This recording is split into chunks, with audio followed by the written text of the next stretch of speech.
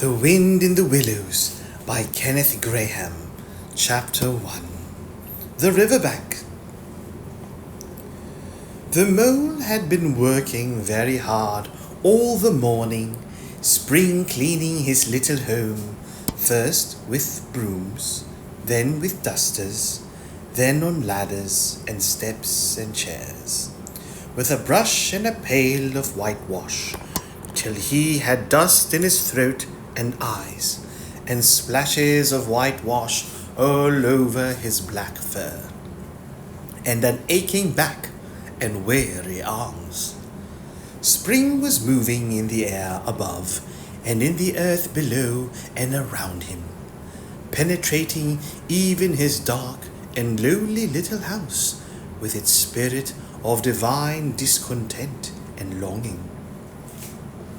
It was small wonder then that he suddenly flung down his brush on the floor, said bother and oh blow, and also hang spring cleaning, and bolted out of the house without even waiting to put on his coat.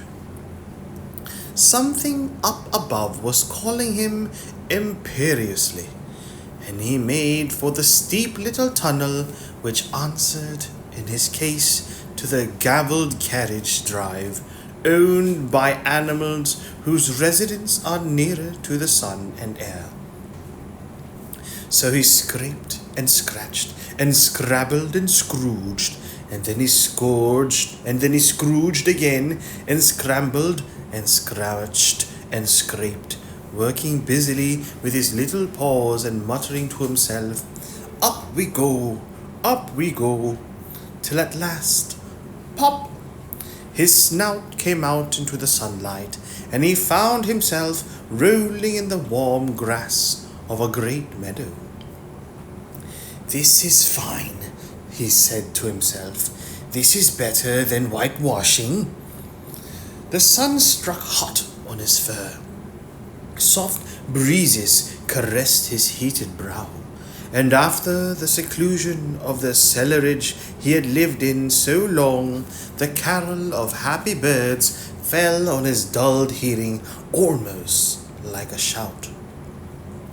Jumping off all his four legs at once, in the joy of living and the delight of spring without its cleaning, he pursued his way across the meadow till he reached the hedge on the further side.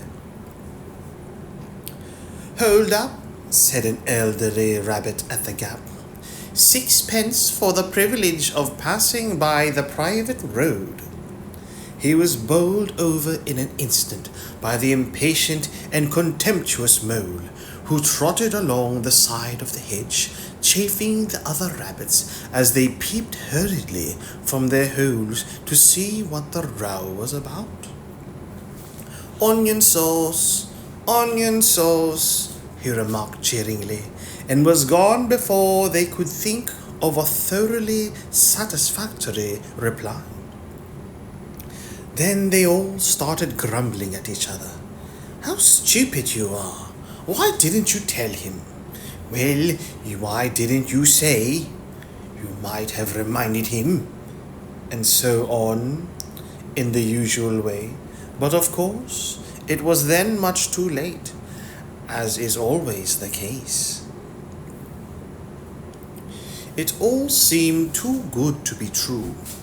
Hither and thither, through the meadows he rambled busily, along the hedgerows, across the copses, finding everywhere birds building, flowers budding, leaves thrusting, everything happy and progressive and occupied. And instead of having an uneasy conscience pricking him and whispering, whitewash, he somehow could only feel how joy it was to be the only idle dog among all these busy citizens. After all, the best part of a holiday is perhaps not so much to be resting yourself as to see all the other fellows busy working. He thought his happiness was complete when, as he meandered aimlessly along, suddenly he stood by the edge of a full-fed river. Never in his life had he seen a river before, this sleek, sinuous, full-bodied animal, chasing and chuckling, gripping things with a gurgle and leaving them with a laugh, to fling itself on fresh playmates that shook themselves free and were caught and held again. It was a shake and a shiver, glints and gleams and sparkles, rustle and swirl, chatter and bubble. The mole was bewitched, entranced, fascinated. By the side of the river he trotted as one trots, when very small, by the side of a man who holds one spellbound by exciting stories. And when tried at last, he sat on the bank, while the river still chattered on to him, a babbling procession of the best stories in the world, sent from the heart of the earth to be told at last to the insatiable sea. As he sat on the grass and looked across the river, a dark hole in the bank opposite, just above the water's edge, caught his eye, and dreamily he fell to considering what a nice snug dwelling place it would make for an animal with few wants, and found of a bijou riverside residence, above flood level and remote from noise and dust. As he gazed, something bright and small seemed to twinkle down in the heart of it, vanished, then twinkled once more, like a tiny star. But it could hardly be a star in such an unlikely situation, and it was too glittering and small for a glowworm. Then, as he looked, it winked at him, and so declared itself to be an eye, and a small face began gradually to grow up around it like a frame around a picture. A brown little face with whiskers, a grave round face with the same twinkle in its eye that had first attracted his notice, small neat ears and thick silky hair. It was a water rat. Then the two animals stood and regarded each other cautiously. "Hello, mole," said the water rat. "Hello, rat," said the mole. "Would you like to come over?" inquired the rat presently. "Oh, it's all very well to talk," said the mole, rather pettishly, he being new to a river and riverside life and its ways. The rat said nothing, but stooped and unfastened a rope and hauled on it, then lightly stepped into a little boat which the mole had not observed. It was painted blue outside and white within, and was just the size for two animals, and the mole's whole heart went out to it at once, even though he did not yet fully understand its uses. The rat sculled smartly across and made fast. Then he held up his forepaw as the mole stepped gingerly down. "Lean on that," he said. "Now then, step lively." And the mole, to his surprise and rapture, found himself actually seated in the stern of a real boat. "This has been a wonderful day," said he, as the rat shoved off and took to the sculls again. "Do you know, I've never been in a boat before in all my life." "What?" cried the rat, open-mouthed. "Never been in a... You never... Well, what have you been doing then?" Is it so nice as all that?" asked the mole shyly, though he was quite prepared to believe it as he leant back in his seat and surveyed the cushions, the oars, the rowlocks, and all the fascinating fittings, and felt the boat sway lightly under him. "Nice? It's the only thing," said the water rat solemnly, as he leant forward for his stroke. Believe me, my young friend, there is nothing, absolutely nothing, half so much worth doing as simply messing about in boats. Simply messing, he went on dreamingly, messing about in boats, messing. Look ahead, rat, cried the mole suddenly. It was too late. The boat struck the bank full tilt. The dreamer, the joyous oarsman, lay on his back at the bottom of the boat, his heels in the air. About in boats or with boats, the rat went on composedly, picking himself up with a pleasant laugh. In or out of him, it doesn't matter. Nothing seems really to matter. That's the charm of it. Whether you get away or whether you don't. Whether you arrive at your destination or whether you reach somewhere else. Or whether you never get anywhere at all. You're always busy and you never do anything in particular. And when you've done it, there's always something else to do. And you can do it if you like, but you'd much better not. Look here. If you've really nothing else on hand this morning, supposing we drop down the river together and have a long day of it. The mole waggled his toes from sheer happiness, spread his chest with a sigh of full contentment, and leaned back blissfully into the soft cushions. What a day I'm having, he said. Let us start at once. Hold hard a minute then, said the rat.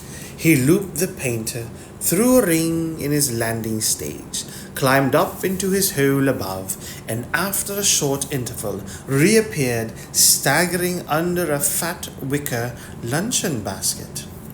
Shove that under your feet, he observed to the mole as he passed it down into the boat.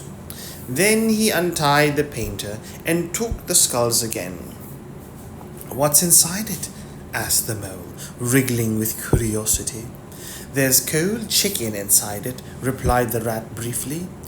Cold tongue, cold ham, cold beef, pickled ledger, king salad. Oh, stop, cried the mole in ecstasies. This is too much. Do you really think so? Inquired the rat seriously. It's only what I always take on these little excursions. And the other animals are always telling me that I'm a mean beast and cut it very fine. The mole never heard a word he was saying, absorbed in the new life he was entering upon, intoxicated with the sparkle, the ripple, the scents and sounds, and the sunlight. He trailed upon the water and dreamed long waking dreams. The water rat, like the good little fellow he was, scullied steadily on, and forbore to disturb him. I like your clothes awfully, old chap, he remarked, after some half an hour or so had passed. I'm going to get a black velvet smoking suit myself some day, as soon as I can afford it. I beg your pardon, said the mole, pulling himself together with an effort. You must think me very rude, but all this is so new to me. So this is a river. The river, corrected the rat. And you really live by the river? What a jolly life. By it, and with it, and on it, and in it, said the rat. It's brother and sister to me, and aunts, and company, and food and drink, and naturally washing. It's my world, and I don't want any other.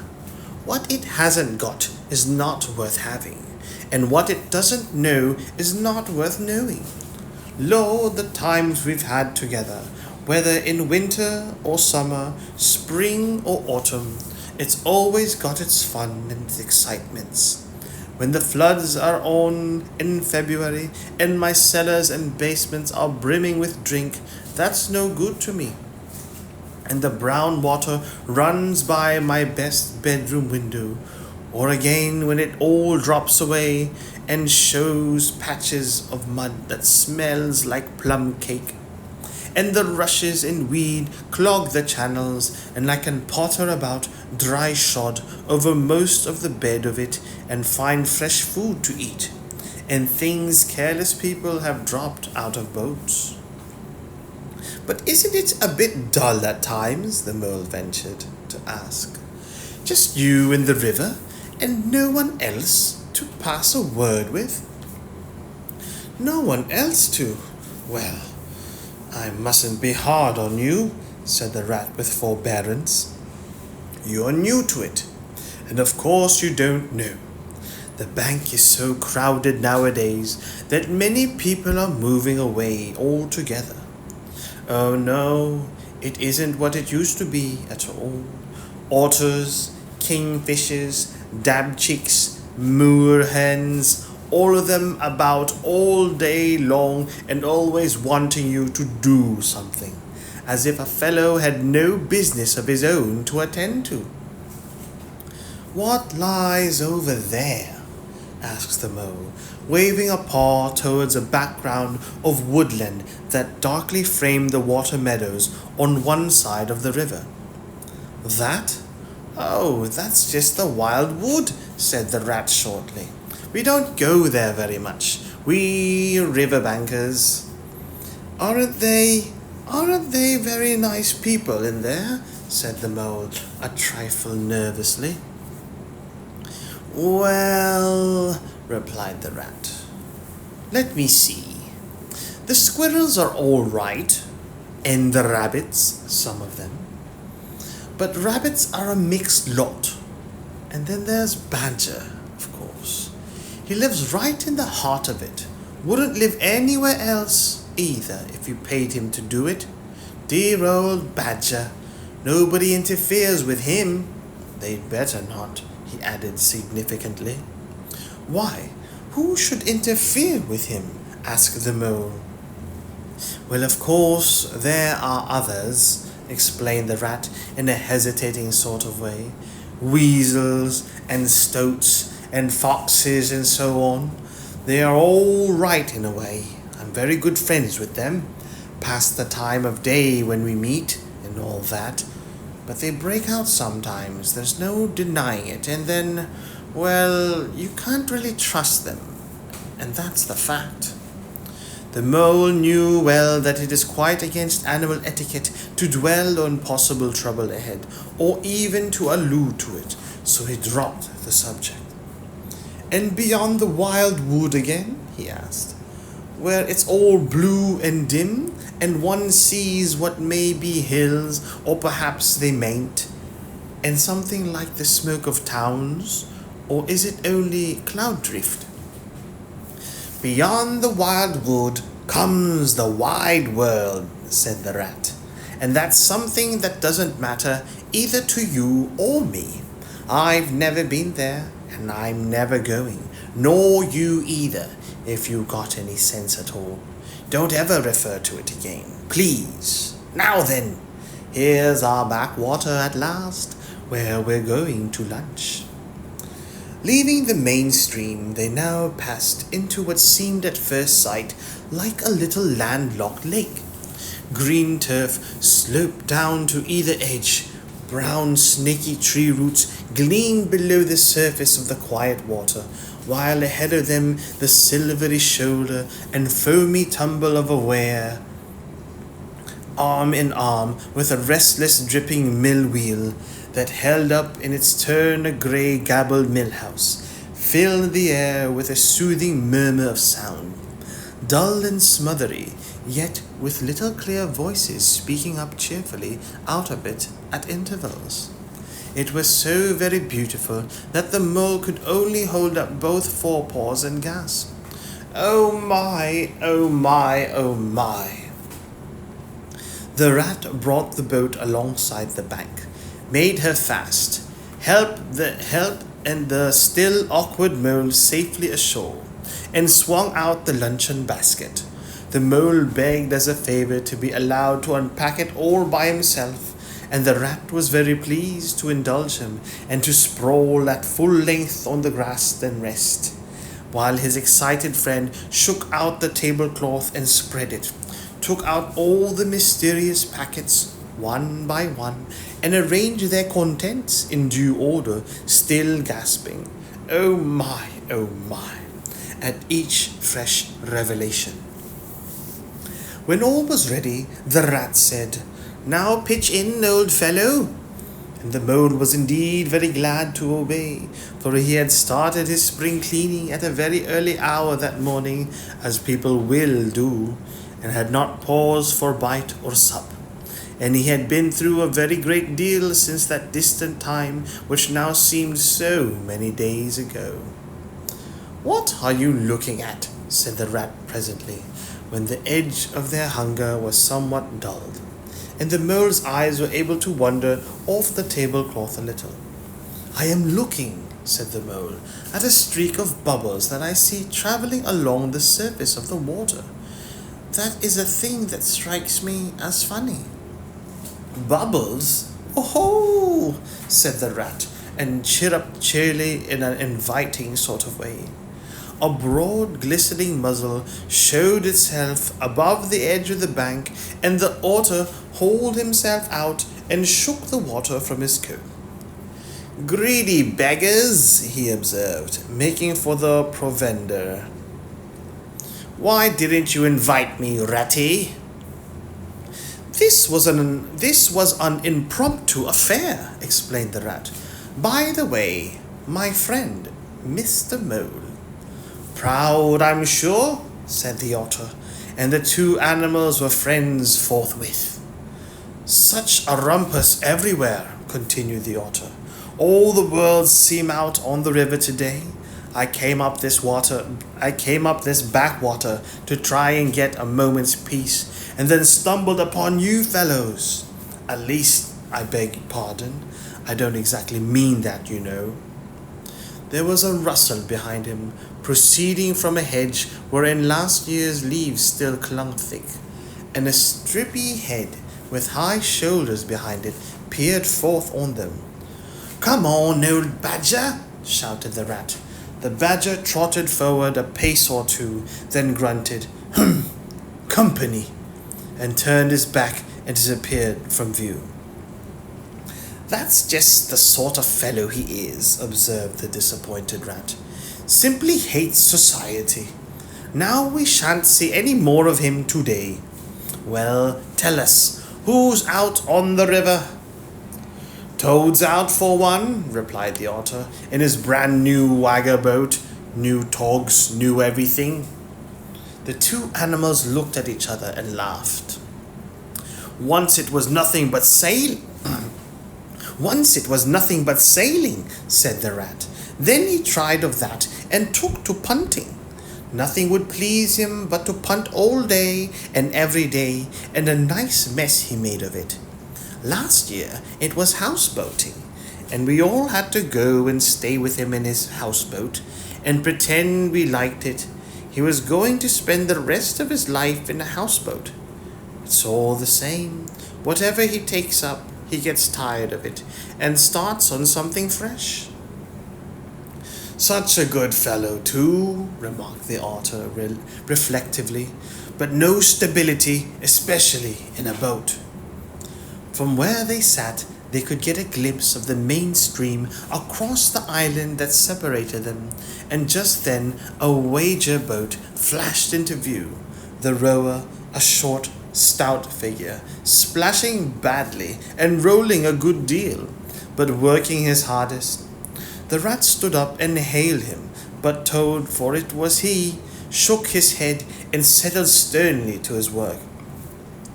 "He'll be out of the boat in a minute if he rolls like that," said the rat, sitting down again. "Of course he will," chuckled the otter. "Did I ever tell you that good story about Toad and the lock keeper? It happened this way. Toad, an errant mayfly, swerved unsteadily athwart the current in the intoxicated fashion affected by young bloods of mayflies seeing life. A swirl of water, and clop, and the mayfly was visible no more. Neither was the otter. The mole looked down. The voice was still in his ears, but the turf whereon he had sprawled was clearly vacant, not an otter to be seen as far as the distant horizon. But again there was a streak of bubbles on the surface of the river. The rat hummed a tune, and the mole recollected that animal etiquette forbade any sort of comment on the sudden disappearance of one's friend at any moment, for any reason or no reason whatever. "Well, well," said the rat, "I suppose we ought to be moving. I wonder which of us had better pack the luncheon basket." He did not speak as if he was frightfully eager for the treat. "Oh, please let me," said the mole. So of course the rat let him. Packing the basket was not quite such pleasant work as unpacking the basket. It never is, but the mole was bent on enjoying everything, and although just when he had got the basket packed and strapped up tightly, he saw Plate staring up at him from the grass. And when the job had been done again, the rat pointed out a fork which anybody ought to have seen, and last of all, behold, the mustard pot, which he had been sitting on without knowing it. Still, somehow, the thing got finished at last, without much loss of temper. The afternoon sun was getting low as the rat sculled gently homewards in a dreamy mood, murmuring poetry things over to himself and not paying much attention to Mole.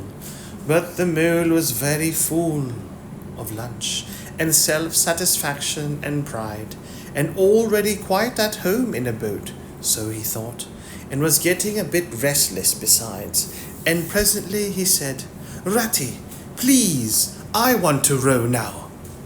The rat shook his head with a smile. "Not yet, my young friend," he said. "Wait till you've had a few lessons. It's not so easy as it looks." The mole was quiet for a minute or two, but he began to feel more and more jealous of Rat, sculling so strongly and so easily along, and his pride began to whisper that he could do it every bit as well. He jumped up and seized the sculls so suddenly that the rat, who was gazing out over the water and saying more poetry things to himself, was taken by surprise and fell backwards off his seat with his legs in the air for the second time, while the triumphant mole took his place and grabbed the sculls with entire confidence. "Stop it, you silly ass!" cried the rat from the bottom of the boat. "You can't do it. You'll have us over." The mole flung his sculls back with a flourish and made a great dig at the water. He missed the surface altogether. His legs flew up above his head, and he found himself lying on the top of the prostrate rat. Greatly alarmed, he made a grab at the side of the boat, and the next moment, sploosh! Over went the boat, and he found himself struggling in the river. Oh my, how cold the river was, and oh, how very wet it felt. How it sang in his ears as he went down, down, down. How bright and welcome the sun looked as he rose to the surface, coughing and spluttering. How black was his despair when he felt himself sinking again. Then a firm paw gripped him by the back of his neck. It was the rat, and he was evidently laughing. The mole could feel him laughing right down his arm and through his paw, and so into the mole's neck.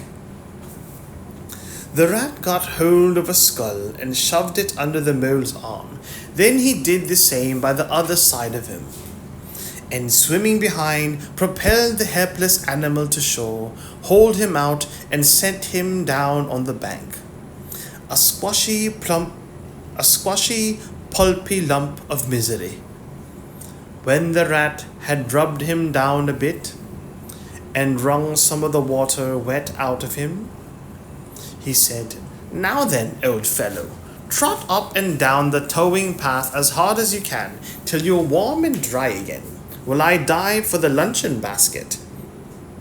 So the dismal mole, wet without and ashamed within, trotted about till he was fairly dry, while the rat plunged into the water again, recovered the boat, righted her and made her fast, fetched his floating property to shore by degrees, and finally dived successfully for the luncheon basket and struggled to land with it. When all was ready for a start once more, the mole, limp and dejected, took his seat in the stern of the boat as they set off. He said in a low voice, broken with emotion, "Ratty, my generous friend, I am very sorry indeed for my foolish and ungrateful conduct. My heart quite fails me when I think how I might have lost that beautiful luncheon basket. Indeed, I have been a complete ass, and I know it. Will you overlook it this once and forgive me and let things go on as before?" "That's all right, bless you," responded the rat cheerily. "What's a little wet to a water rat? I'm more in the water than out of it most days.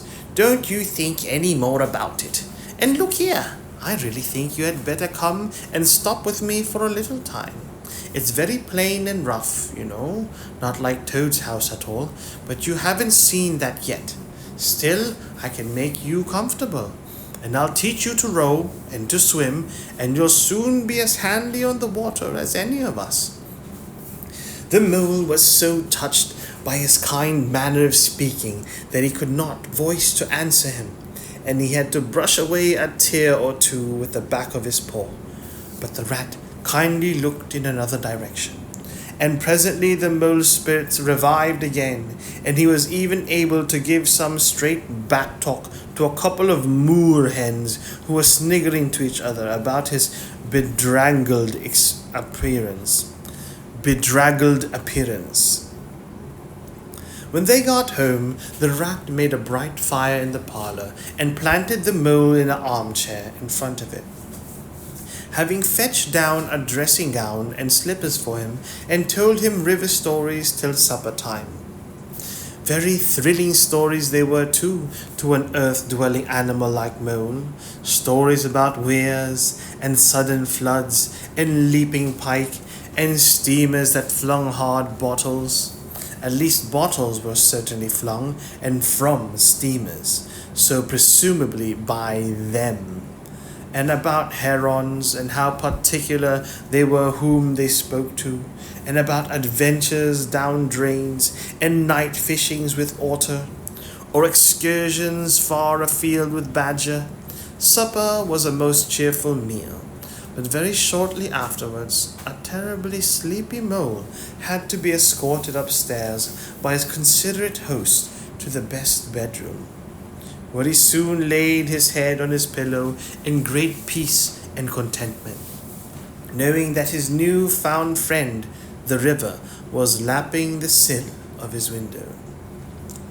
The day was only the first of many similar ones for the emancipated mole, each of them longer and full of interest as the ripening summer moved onward. He learned to swim and to row, and entered into the joy of running water, and with his ear to the reed stems he caught, at intervals, something of what the wind went whispering so constantly among them. That ends chapter 1.